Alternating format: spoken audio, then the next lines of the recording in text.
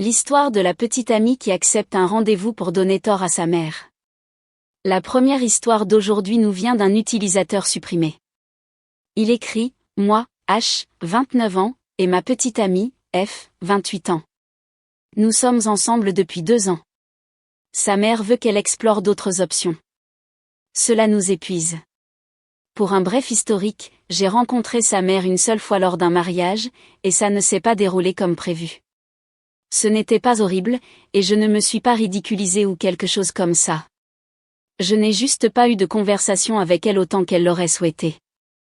Je suppose que j'étais trop distrait par mes amis et les habituelles folies de mariage. C'est la seule et unique fois où nous nous sommes rencontrés en personne. J'ai rencontré le père quelques fois, et on s'entend bien. C'était il y a 1 an. Depuis lors, elle a toujours eu une légère aversion pour moi. Elle ne me déteste pas, mais elle ne m'a jamais donné une seconde chance. J'ai récemment découvert qu'elle se disputait très passionnément avec ma petite amie, lui disant que je n'étais pas le bon et qu'elle devrait fréquenter d'autres personnes. Ces disputes se produisent chaque fois qu'elles viennent en ville ou que ma petite amie leur rend visite, au moins 1 ou 2 fois par mois. Apparemment, la semaine dernière, c'est devenu très intense. Ma petite amie raconte que sa mère a fait une crise de nerfs à mi-chemin de la dispute, alors que ma petite amie me défendait et lui donnait les raisons pour lesquelles elle m'aimait. Elle est extrêmement têtue, et je pense que je suis généreux en disant ça. Elle fait ça aussi au père de ma petite amie, mentionnant toujours qu'elle aurait pu avoir une autre vie sans lui. Elle regrette de ne pas avoir eu plus de rendez-vous, etc. D'ailleurs, ils sont mariés et approchent la quarantaine. Donc, maintenant, il y a ce type. Je ne connais ni son nom ni qui il est. La mère de ma petite amie le connaît par l'intermédiaire d'un ami, le fils de cet ami. Elle demande sans cesse à ma petite amie d'aller à un rendez-vous avec lui et devient de plus en plus insistante chaque fois que ma petite amie me mentionne. Et voilà, ma petite amie a cédé et a accepté le rendez-vous. Elle dit que c'est la meilleure solution au problème. Que peut-être si elle va juste à un rendez-vous et explique à sa mère pourquoi elle ne l'a pas aimé, cela désamorcera la situation. Le rendez-vous est en cours d'organisation au moment où je vous parle. Je suis déchirée. Bien sûr, je n'étais pas d'accord. J'ai demandé, qu'est-ce que ma petite amie penserait si je faisais ça? Et elle a répondu que cela lui ferait beaucoup de mal. Je sais que ce n'est qu'un seul rendez-vous, mais je ne peux pas supporter l'idée qu'un autre type essaie de charmer ma copine. De plus, si je sacrifie mon amour-propre en cédant, sa mère me marchera dessus à chaque fois. J'ai pensé à toutes les alternatives possibles. J'ai même dit à ma petite amie de mentionner au type qu'elle sortait déjà avec quelqu'un. J'étais furieux quand elle m'a dit qu'elle ne voulait pas gâcher le rendez-vous en disant cela. Même si j'ai essayé de trouver une alternative, toutes mes propositions ont été rejetées, ce qui m'a fait penser que la mère de ma petite amie a peut-être réussi à entrer dans sa tête et qu'elle veut maintenant fréquenter d'autres personnes. Elle a même dit, eh bien, si le rendez-vous a lieu bientôt, je ne peux pas dire non, après que je lui ai demandé de gagner du temps en le repoussant jusqu'à ce que nous trouvions une solution rationnelle. Elle a eu une bonne idée, cependant, écrire une lettre à sa mère pour lui faire savoir que j'étais au courant de la situation et que j'aimerais la rencontrer un jour. Juste une lettre simple et agréable expliquant pourquoi nous en sommes arrivés là et à quel point cette situation compte pour moi. Je l'ai déjà fait et je prévois de l'envoyer après que nous l'ayons relu ensemble. Cependant, j'ai l'impression que la situation nous a tellement épuisés que nous avons tous les deux l'impression d'être constamment sur des longueurs d'onde différentes. Ce qui fait le plus mal, c'est que nous avions une relation parfaite l'un avec l'autre et que nous n'avions jamais rien fait pour nous blesser mutuellement jusqu'à ce que cela s'immisce et rende les choses bizarres entre nous. Je ne suis pas sûre de ce que je dois faire ou comment l'aborder. Cela déprime ma petite amie, et essayer de gagner du temps a eu un coup mental pour nous deux. Je ne veux absolument pas qu'elle aille à ce rendez-vous. Je ne me pardonnerai jamais de laisser cela se produire sans d'abord tenter ma propre approche. C'est juste un énorme gâchis, n'est-ce pas? La mère de la petite amie projette ses propres regrets conjugaux sur sa fille. Et au lieu de fixer ses propres limites, la solution de la petite amie est d'aller à ce rendez-vous avec un autre homme pour, d'une manière ou d'une autre, prouver à sa mère qu'elle a tort. Je veux dire, elle ne veut même pas lui dire qu'elle est prise parce que cela gâcherait le rendez-vous. Absolument, c'est un énorme non. Le vrai problème ici, c'est que, vous savez, votre petite amie a 28 ans. J'ai dû revérifier les âges après avoir lu ça et elle n'arrive toujours pas à dire non à sa mère. Elle choisit l'approbation de sa mère dans cette affaire plutôt que vous. Et aucune lettre ne va arranger ça, car la mère ne veut pas être convaincue. Elle veut contrôler. Et comme on le dit dans beaucoup d'histoires, imaginez que vous poursuiviez sur cette voie et que tout se passe bien à la fin. Si la petite amie ne peut pas lui tenir tête maintenant, que se passera-t-il dans le futur lorsque vous vous marierez, que vous aurez des enfants, que vous achèterez une maison? Elle essaiera juste de contrôler davantage. C'est juste un tas de noms. Un commentaire dit OOP, non, non, effacez tout ça. Votre petite amie n'a pas à s'expliquer à sa mère. Elle n'a pas à aller à un rendez-vous. Elle doit être adulte et dire à sa mère de la fermer. Elle doit être méchante et directe avec sa mère et mettre fin à ça. Au diable, votre stupide lettre. Vous n'êtes pas le problème ici du tout. Vous allez bien. La mère n'a pas besoin d'une lettre. Elle a besoin que quelqu'un lui donne un bon coup de pied au derrière. Je me rends compte que c'est le conseil qui ressemble le moins à un conseil relationnel, mais généralement l'hypothèse sous-jacente est qu'il y a une mauvaise communication ou un moyen de s'en sortir. Le problème est que cette mère sait comment obtenir ce qu'elle veut en étant une énorme personne horrible. Mettez fin à ça ou quittez cette femme. C'est le bon moment pour un véritable ultimatum, pour changer. Le OP répond, j'ai réalisé que la lettre ne me servira à rien. Après avoir lu les réponses dans ce fil, j'aimerais jouer un petit rôle pour aider ma petite amie avec cela, car elle a une tonne d'autres problèmes à régler sans rapport avec cette histoire.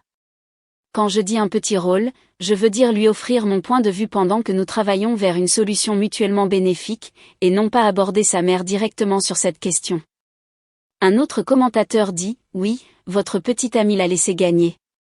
Cela signifie qu'elle va redoubler d'efforts sur la question à partir de maintenant. Si vous donnez 1 centimètre à quelqu'un comme ça, il prend 1 kilomètre. Vous allez naviguer dans des eaux troubles jusqu'à ce que votre petite amie comprenne cela. Le OP répond, exactement ce que je pensais. J'ai dit à ma petite amie que si sa mère gagne, elle exploitera notre nature passive à chaque fois, et cela mènera finalement à la fin de notre relation. Le OP a ensuite modifié le message après ses commentaires, merci pour toutes les réponses. Je vous assure que j'ai lu chacune d'elles et j'essaie d'y répondre pendant que je suis au travail. Je voudrais également ajouter que si ma petite amie choisit d'aller à ce rendez-vous, elle le fait contre son propre jugement et prévoit de le garder aussi bref que possible. Cela ne le rend pas plus approprié, mais je pensais qu'il était juste que je clarifie ça. Deuxième modification, sa mère ne veut pas que nous nous séparions, mais elle a cette conviction insensée que ma petite amie devrait garder la relation ouverte jusqu'à ce qu'elle décide exactement avec qui elle veut être. C'est stupide pour 2 raisons. Premièrement, ma petite amie a pas mal fréquenté de monde et sait ce qu'elle veut. Deuxièmement, nous nous entendons incroyablement bien depuis 2 ans, et pour une raison quelconque, sa mère se convainc que ce n'est pas sincère. Problème sous-jacent possible. Troisième modification, merci à tous de continuer la discussion avec moi. J'ai maintenant une idée assez claire de ce que je devrais faire quand elle reviendra en ville. Je publierai une mise à jour après que nous aurons eu une conversation à ce sujet. En attendant, je vous demande à tous de croire en ce que vous aimez. Quelque temps plus tard, le OP revient pour donner une mise à jour. Alors, j'ai parlé avec ma petite amie hier soir. Je lui ai dit de mettre le holà maintenant ou nous devrons subir la toxicité de sa mère pour le reste de nos vies. Elle a dit qu'il était impossible qu'elle fasse ça à sa mère. Nous nous sommes disputés pendant 2 heures. Je lui ai dit qu'elle avait besoin de se forger une colonne vertébrale, car sinon, avec moi ou avec n'importe qui d'autre, sa mère contrôlerait tous les autres aspects de sa vie et causerait continuellement de la misère non désirée envers elle et tous ceux qu'elle déciderait de fréquenter. Puis, il est apparu que le rendez-vous que j'ai mentionné dans le message avait été organisé et qu'elle avait accepté de le voir. J'ai pété un câble et je lui ai dit que cela manquait de respect envers moi, envers notre relation, et envers elle-même. Elle a même admis que sa mère l'avait en fait manipulée pour qu'elle croie qu'avoir une relation ouverte était une excellente idée. J'ai perdu tout respect et toute confiance en elle et il n'y a aucun moyen de les regagner. Elle a dit qu'elle ferait un compromis en allant prendre un café avec ce gars juste une fois et qu'elle ferait une pause d'1 mois dans le but de laisser les choses s'apaiser à l'amiable. J'ai accepté le compromis, mais je lui ai dit qu'une fois que je serais partie, les chances qu'elle me revoie seraient minces, voire nulles. Elle a pleuré à ce sujet, et pour une fois, je n'ai ressenti aucune sympathie pour elle. Je l'ai réconfortée pendant qu'elle pleurait, mais j'avais déjà décroché mentalement. Je suis curieux de savoir ce que le mois prochain apportera. Elle a dit qu'elle aimerait rester en contact avec moi d'une manière ou d'une autre, mais je n'ai pas l'intention de la contacter de sitôt. Je suis juste énervée d'avoir laissé là-bas des livres que j'étais en train de lire, mais je lui enverrai un message dans quelques mois pour récupérer mes livres. Ce qui fait le plus mal, c'est que nous avions une si belle relation ensemble. Nous nous entendions bien. Nos disputes étaient rares et se terminaient généralement sur une bonne note. C'était une relation parfaite, mais une force extérieure a provoqué notre chute. Ça fait mal parce que je n'avais aucun contrôle et j'ai dû abandonner une relation incroyable dans le but de plaire à quelqu'un qui n'a d'importance que dans une certaine mesure. Je me sens tellement vidée et je n'ai jamais eu la chance de me défendre ou de riposter. Si nous nous détestions, je comprendrais, mais ce n'était pas le cas. Cette rupture va faire mal pendant un certain temps. J'avoue que je n'ai jamais été dans une relation comme celle-ci auparavant. C'était tellement génial. Puis c'est devenu un désastre, littéralement du jour au lendemain. Et modification, merci pour les commentaires de soutien. Je veux juste clarifier une chose. Je n'ai pas vraiment accepté le compromis. Je suis juste quelqu'un de gentil dans l'âme et je ne voulais pas partir en claquant la porte avec un gros « va te faire voir » dans l'histoire. N'oubliez pas que nous avons passé de bons moments et je pense toujours que c'est une personne gentille. Peut-être pas envers moi ou envers elle-même, mais nous sommes tous humains après tout. J'ai accepté le compromis à moitié pour que nous puissions avoir une rupture à l'amiable. Bien sûr, je ne la reprendrai pas après un mois ni ne tiendrai ma part du compromis.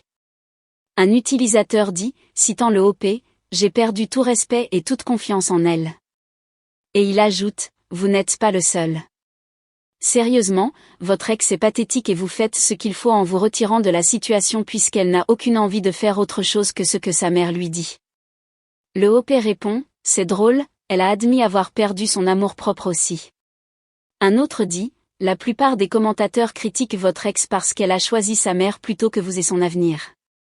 C'est triste qu'elle ait une telle dévotion envers sa mère qu'elle la laisse gâcher sa vie, mais certains enfants ont du mal à couper le cordon ombilical.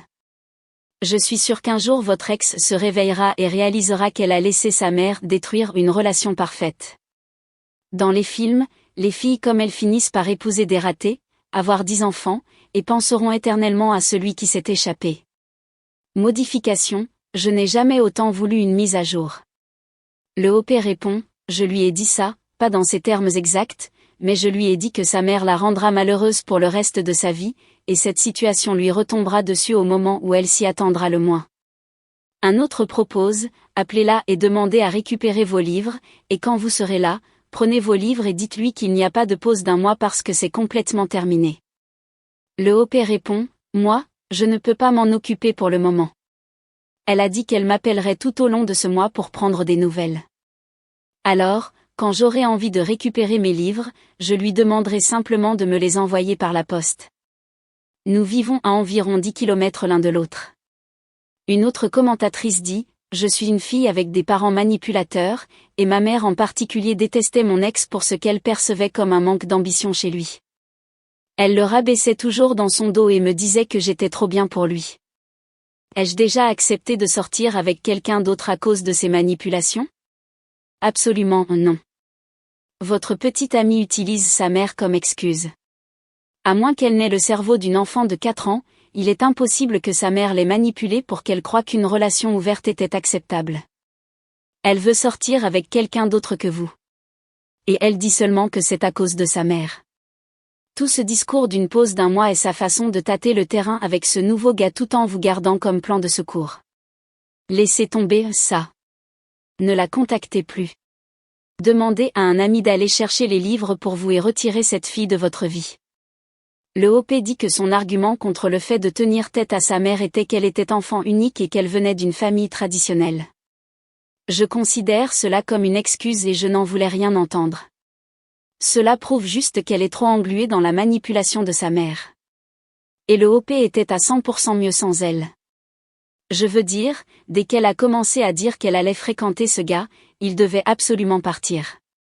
Mais je pensais que le OP avait tort sur une chose lorsqu'il disait que c'était la mère qui avait causé cette rupture. En partie, oui, mais c'est surtout la petite amie qui l'a fait. Elle a eu un choix à chaque tournant et a choisi sa mère plutôt que son partenaire. Et ne vous méprenez pas, je sais que la manipulation peut causer d'énormes dommages aux gens. Nous l'avons vu maintes et maintes fois dans ces histoires, mais à un moment donné, quelqu'un doit faire ce changement pour lui-même, et le OP ne peut pas le faire pour elle. Elle a 28 ans, et au final, le OP vient d'échapper à une vie entière de ça. Mais que pensez-vous de cette situation ? Faites-nous part de vos réflexions dans les commentaires ci-dessous. Et passons à une autre histoire. L'histoire du match de football. Notre histoire suivante provient de l'utilisateur Ventrowaway du sous-Reddit of My Chest. Il dit, mon fiancé dit que j'exagère d'être contrarié d'avoir fini par m'asseoir seul à un match de football. Ça fait presque 2 mois, mais je n'arrive pas à m'en remettre. Je me fiche que quiconque lise ceci. Presque tout le monde que je connais dit que j'exagère. Je connais quelques personnes qui disent que mes sentiments sont justifiés, mais toute personne qui aime le football semble penser que j'ai tort et que mon fiancé a raison. Je ne regarde pas les sports et je n'y prête aucune attention. Ce n'est pas mon truc. Mon fiancé adore le sport, surtout le football américain. Je comprends que tout le monde ait des passe-temps et des intérêts différents. Le football est fondamentalement une religion ici. Il me demande toujours d'aller à un match avec lui. Je ne suis pas du tout intéressée par le football, mais comme c'était important pour lui, j'ai dit oui. Nous sommes allés à un match avec son frère. Mon fiancé était excité parce que c'était le premier match de la saison. Nous avions 3 billets, mais lorsque nous sommes arrivés au match, seules 2 des places étaient côte à côte et l'autre était quelque part ailleurs. Je ne sais pas comment c'est arrivé. Je pensais que les billets étaient toujours pour des sièges ensemble. Mon fiancé a dit qu'il ne savait pas ce qui s'était passé. J'ai fini par être celle qui était assise toute seule. Je voulais m'asseoir avec mon fiancé, mais il a dit que les autres places étaient meilleures. Et puisque je n'aime pas le football, peu importe où je m'assieds. J'ai détesté ça. J'avais des étrangers tout autour de moi, et beaucoup d'entre eux semblaient être ivres. Peu importe le nombre de fois où j'ai demandé à mon fiancé de demander à son frère d'échanger les sièges, il a dit non. J'ai fini par passer la plupart du temps près de l'un des stands de collations et de boissons au lieu d'être à ma place parce que quelques-uns des inconnus étaient impolis et j'étais nerveuse d'être assise seule. Il y avait un seul agent de sécurité, mais tout ce qu'il a dit, c'est qu'il est normal que les gens au match soient bruyants et excités. Je n'ai pas passé un bon moment. Et en plus de cela, mon fiancé et son frère m'ont pratiquement donné le traitement du silence sur le chemin du retour de Chicago parce que leur équipe n'avait pas gagné. Mon fiancé dit que j'exagère et que les matchs de football sont sûrs pour les femmes, donc je dramatise. Il ne voit aucun problème à ce que je doive m'asseoir seule. Nous nous sommes disputés à ce sujet. Je me fiche que quiconque lise ceci ou non. Je me défoule parce que la plupart des gens pensent que mon fiancé a raison et disent que ce n'est pas un problème de s'asseoir seul à un match. Je me suis senti manquer de respect et le fait qu'ils me disent que j'exagère a un impact sur notre relation. Je suis tout à fait prête à ce que les gens ici soient d'accord avec lui aussi, mais je devais me défouler quelque part. Je comprends un peu ça. Il vous demandait d'aller à ce match depuis un certain temps et vous avez décidé d'y aller finalement pour lui plus que tout. Vous n'avez aucun intérêt pour le football. Alors, on pourrait penser qu'il accorderait la priorité à votre confort, au lieu de vous faire asseoir ailleurs. C'est tellement étrange pour moi. Pour moi, le vrai problème n'est pas la disposition des sièges. C'est qu'il a fait passer son confort avant le vôtre et l'événement auquel il vous a invité. C'est une mentalité tellement étrange, je trouve. Et ensuite vous dire que vous exagérez quand vous avez des sentiments à ce sujet. Et puis qu'ils vous disent que vous exagérez, que les matchs de football sont sûrs pour les femmes, et que vous dramatisez. Non, ce n'est pas ça. C'est juste une question de respect de base. Il vous a mis en dernier alors que vous l'aviez priorisé en venant même à son événement, alors qu'il vous avait invité plusieurs fois et que vous n'y aviez aucun intérêt. Vous vouliez montrer de l'intérêt pour quelque chose qu'il aime, et il vous a mis en dernier. Paint Dealer dit, personnellement, j'aurais été furieuse si quelqu'un me convainquait de faire quelque chose que je n'aime pas seulement pour me laisser seule entourée d'inconnus. Étiez-vous censé demander aux étrangers comment le match fonctionne? Wandré dit, non. Vous avez raison. Le problème, c'est que votre fiancé vous a traîné à un événement que vous n'aimez déjà pas et vous a ensuite forcé à vous asseoir seul, loin de lui, pour son propre plaisir. Il n'a pas pris en considération ce que vous ressentiez parce qu'il ne considérait pas et ne considère pas que ce soit un gros problème. Vin dit, je suis une fan de sport, mais je déteste le baseball. Si j'étais assise seule à n'importe quel événement sportif, à part le baseball, je m'en ficherais. Et si mon mari me convainquait d'aller à un match de baseball et ne s'asseyait pas avec moi, je serais tellement en colère. Vous n'étiez pas intéressé par le match. Pourquoi voudriez-vous vous asseoir sans lui? De plus, j'ai été dans une situation un peu similaire à celle-ci. Mon mari a demandé aux gens assis près du pire siège s'ils voulaient échanger avec nos meilleurs billets. De cette façon, nous pouvions nous asseoir ensemble. Votre fiancé a été un crétin. Sei Penny dit, drapeau rouge. Est-il toujours aussi égocentrique et égoïste? On ne se présente pas à un match pour découvrir qu'un billet est ailleurs. On connaît toujours nos places pour les événements sportifs ou les concerts à l'avance. On le sait quand on les achète. Je suppose que quelqu'un, petit indice, connaissait la disposition des sièges à l'avance et ne vous l'a pas dit. Du moins, lors de cette excursion, quelqu'un, petit indice, se souciait beaucoup plus de son propre bonheur que de passer du temps avec sa petite amie, de lui apprendre un peu le jeu génial, de partager l'excitation et l'expérience, de créer des souvenirs positifs et d'assurer sa sécurité. Si c'est un comportement habituel pour lui, j'espère que vous n'avez pas fréquenté pendant de nombreuses années parce que je ne voudrais pas regarder en arrière sur ma vie avec regret de ne pas avoir mis fin à la relation et d'avoir quitté le crétin plus tôt.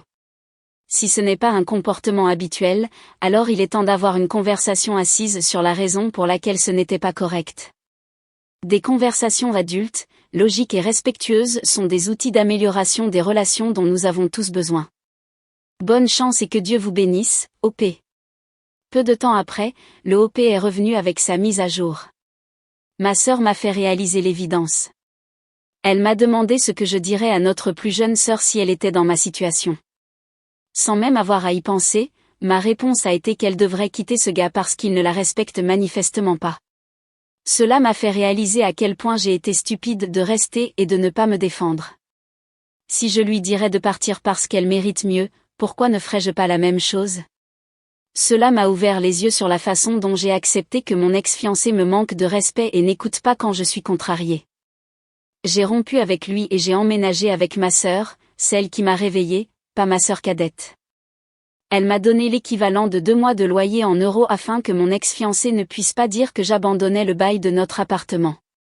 Il peut signer un nouveau bail en janvier ou déménager, mais au moins il ne peut pas utiliser cela contre moi. Je ne sais pas ce que je ferai sans ma sœur. Elle va m'aider à payer un thérapeute, pour que je puisse parler de mon problème à accepter que mon ex-fiancé me traite mal. Je m'éloigne également des rencontres jusqu'à ce que je m'en sorte. J'apprécie tout le soutien que j'ai reçu dans mon dernier message. Et aussi tous ceux qui m'ont dit que je méritais mieux. J'ai désactivé mes messages parce que j'en ai reçu de méchants envoyés par des gens qui sont fans de la même équipe de football que mon ex-fiancé. Mais j'apprécie tous ceux qui m'ont dit que je n'exagérais pas et que je méritais mieux. Même si je ne vous connais aucun d'entre vous, cela m'a vraiment aidé. Et je pense que c'est bien joué pour le OP. Le OP mérite mieux à la fin. Mais que pensez-vous de cette situation? Faites-nous part de vos réflexions dans les commentaires ci-dessous et passons à une autre histoire. L'histoire des enfants et de l'ami en deuil. Notre histoire suivante provient du sous-reddit AMI *****. Aucune mise à jour pour l'instant. J'aime juste couvrir celle-ci de temps en temps parce que nous n'arrivons jamais à les couvrir car la majorité d'entre elles ne reviennent pas avec une mise à jour. Celle-ci vient de Time Union 1592 et dit: suis-je le trou du C * d'avoir déposé mes enfants chez ma femme alors qu'elle était avec une amie en deuil? La meilleure amie de ma femme, Jessie, a perdu son mari il y a environ 1 mois. Ma femme est chez elle presque tous les jours depuis lors. Mon travail m'oblige à être d'astreinte certaines nuits, et l'argent est serré, donc je ne peux pas ne pas être d'astreinte. Je sais que Jessie souffre, mais cela me stresse énormément d'être un parent pratiquement célibataire puisque ma femme n'est jamais à la maison. J'ai parlé avec elle de réduire ses visites, mais cela se termine par une dispute où elle me traite de « sans cœur ». Hier, j'étais d'astreinte et j'ai été appelée. Je ne pouvais pas laisser nos 2 filles seules à la maison, 6 et 9 ans. J'ai donc appelé ma femme pour lui dire qu'elle devait rentrer immédiatement. Je devais partir. Elle m'a dit non et de me débrouiller. Nous n'avons pas l'argent pour une baby-sitter. Mes parents vivent trop loin. Ses parents ne sont pas autorisés près des enfants. Ils sont nuls. Et mes amis ont leur propre vie et famille. J'ai donc fait les valises des enfants, en chemin vers le travail, je les ai déposées chez Jessie. Ma femme était furieuse que j'ai fait cela. Quand je suis rentrée, nous avons eu une grosse dispute et je lui ai dit qu'elle devait réellement être une mère, que j'en avais marre qu'elle joue à la maîtresse de maison chez Jessie et que nous avions nos propres enfants. Elle pense que je suis un homme méchant sans cœur. Et je lui ai dit d'être une mère pour nos propres enfants. Absolument pas le trou du C astérisque elle dans cette situation. Je veux dire, le « débrouille-toi » de votre femme lorsque vous avez une urgence professionnelle est absolument dingue. Et vous avez essayé plusieurs fois et elle a semblé vous ignorer à chaque étape et vous a laissé sans aucune option. Vous avez donc fait la seule chose qui était disponible. Et ne vous méprenez pas, soutenir quelqu'un qui est en deuil est absolument merveilleux, mais elle a des priorités, et elle a 2 enfants à la maison qui ont aussi besoin de leur mère. Et je veux dire, une journée, peut-être même une semaine de visite chez votre amie pour la soutenir est absolument bien. Je comprends ça. Un mois de ça, alors que vous comptez sur votre partenaire pour prendre l'entière responsabilité de vos enfants en même temps. Ce n'est tout simplement pas viable, n'est-ce pas? Et j'ai eu l'impression qu'il y avait une sérieuse diversion là-dedans. Vous traitez de sans cœur pour vouloir qu'elle soit aussi une mère pour ses enfants. Virtual Map dit, une journée avec une amie en deuil est nécessaire. Une semaine est de la gentillesse. Un mois quand vous avez des enfants à la maison est bizarre. Bitter Scorpio dit, pas le trou du C astérisque elle. En gros, elle voulait que vous choisissiez entre vous faire virer ou laisser vos enfants mineurs sans surveillance et risquer l'intervention des services sociaux. Votre femme néglige ses enfants. Elle a besoin d'une prise de conscience. Il y a le fait d'être là pour sa meilleure amie et il y a le fait de ne pas tenir compte de ses responsabilités. Jessie doit appeler de la famille si elle a besoin d'autant d'attention ou envisager des soins en milieu hospitalier. Grammarly dit, pas le trou du C astérisque elle. Il est extrêmement injuste et émotionnellement manipulateur de la part de votre femme de vous traiter de sans cœur et de vous faire porter le poids d'être financièrement responsable de votre famille et de la garde des enfants, entièrement à vous de vous débrouiller. Elle est une épouse et une mère avant d'être une amie. Et son devoir de s'assurer que ses enfants sont pris en charge et que son mari a la capacité de mettre de la nourriture sur la table passe en premier. Si c'était une semaine ou 2, je dirais que vous devriez serrer les dents et laisser votre femme soutenir de tout cœur son amie. Mais un mois est complètement insoutenable et ne montre aucun signe de ralentissement. Silly Tugboat dit, pas du tout le trou du C astérisque elle. Votre femme néglige carrément sa famille et ses responsabilités. Bien sûr, elle soutient son amie, mais elle le fait au détriment de vous et de sa famille. Ce n'est pas du tout acceptable. C'est ironique et honnêtement manipulateur de vous traiter de sans cœur alors qu'elle n'est même pas prête à être là pour sa propre famille. Thérapie conjugale, hier. Et ce serait non négociable car il y a clairement d'autres problèmes en cours. Bonne chance. Le OP a donné quelques informations supplémentaires en commentaire. Le premier disait, oui, son emploi du temps depuis un mois a été, aller au travail, puis aller chez Jessie et revenir après que les filles soient endormies. Même si nous travaillons tous les 2, l'argent est très serré. Quelqu'un soupçonne qu'ils pourraient avoir une liaison ensemble. Et le OP a répondu, j'en doute fortement. Elles sont plus comme des sœurs qu'autre chose. Elles sont meilleures amies depuis l'école primaire. C'est plus de 25 ans d'amitié. Le OP ajoute, ma femme était plus énervée que je les ai déposées après qu'elle m'ait dit de me débrouiller et ne pense pas que cette solution était acceptable. Je ne comprends pas vraiment pourquoi. Nous n'avons pas vraiment parlé. Non, je ne pense pas qu'elle réalise que ce n'est pas viable et rien de ce que j'ai dit ne lui fait voir cela. Elle part habituellement les week-ends. Cependant, elle est au moins de retour pour voir un peu les filles, mais elle part toujours pour aller chez Jessie. Et beaucoup de commentaires sur celui-ci soupçonnent simplement qu'il y a plus que ce problème initial. Mais que pensez-vous de cette situation? Faites-nous part de vos réflexions dans les commentaires ci-dessous. Maintenant, juste un immense merci d'être ici aujourd'hui, d'avoir participé aux histoires, votre amour, votre soutien, votre temps. Cela signifie toujours énormément pour moi. Alors, merci beaucoup et j'espère que je vous reverrai dans la prochaine. Prenez soin de vous et beaucoup d'amour.